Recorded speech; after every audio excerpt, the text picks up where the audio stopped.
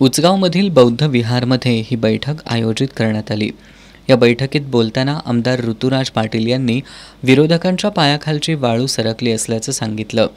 राष्ट्रीय स्तरावरील मोठमोठे नेते कोल्हापूरवारी करत आहेत, मात्र त्यांच्या भाषणात कोल्हापूरच्या भविष्यासाठी कोणतीही घोषणा दिसली नाही।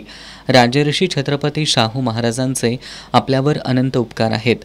आज त्यांचे वंशज निवडणूक लढवत आहेत, त्यामुळे ही अस्मितेची आणि अस्तित्वाची लढाई आहे।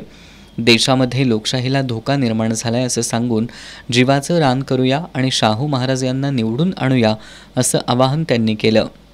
आता सोशल मीडियातून अपप्रचाराला सुरुवात होईल, त्याला बळी पडू नका असं आवाहन करत 400 पार हा फक्त संविधान बदलण्याचा भाजपचा डाव आहे असा आरोप त्यांनी केला। यावेळी सर्व बौद्ध समाजाच्या वतीनं छत्रपती शाहू महाराजांच्या उपकारातून उतराई होण्यासाठी श्रीमंत शाहू महाराजांना समाजाचं 100% मतदान करू अशी ग्वाही दिली। सरपंच मधुकर चव्हाण यांनी यावेळी बोलताना गेल्या 10 वर्षांमध्ये मोदी सरकारनं काय केलं असा सवाल उपस्थित केला। मागील 5 वर्षात विद्यमान खासदार कधीही या गावात फिरकलेले नाहीत।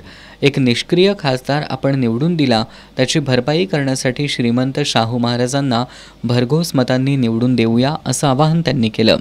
यावेळी सतीश भोसले, मारुती चौगुले, महेश जाधव, मनोज काळे, सुधीर चौगुले, प्रकाश नाईक, संदीप चौगुले, निखिलेश भोसले, ग्रामपंचायत सदस्य तुषार पाटील, कीर्ती मसुटे, सदस्या शिवानी पाटील, नीता हवळ, सूरज पाटील यांच्यासह बौद्ध बांधव मोठ्या संख्येनं उपस्थित होते।